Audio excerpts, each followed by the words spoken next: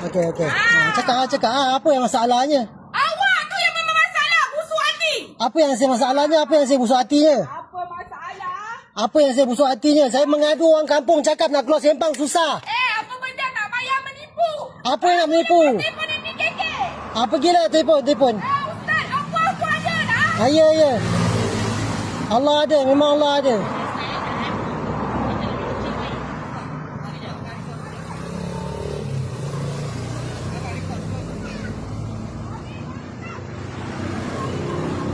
Dari sini.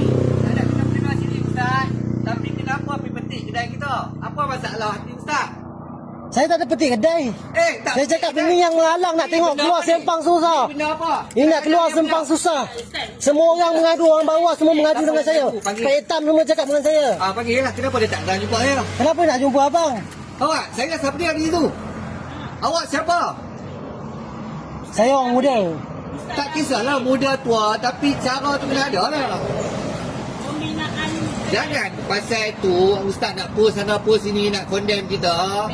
Ustaz Melayu, saya pun Melayu. Sebab saya Melayu saya tak Ustaz lagi lebih arif, saya rasa bapak tu. bab agama Ustaz lagi hebat.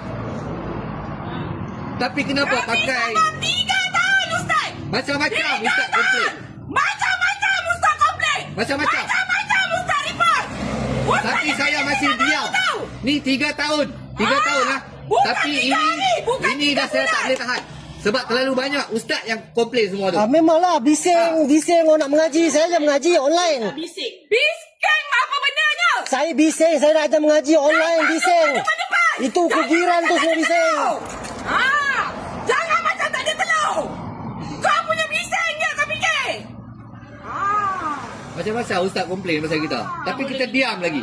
Kau viralkan pasal sampah Aku orang kampung buat sampah kat aku dia nak viralkan. Aku bayar duit aku sendiri tau. Orang kampung buat apa tempat kita relax, kita diam ya.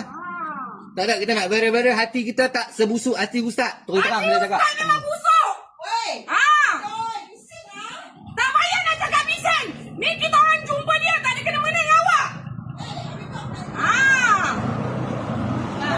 Kakak kena bagi tahu Ustaz ni lah, janganlah viral-viral. Benda tak ada. Orang sampai migrain. Orang rumah saya tak pernah migrain sampai migrain tak pernah nak tidur. Tak punya migrain Ustaz fikir. Awak Saya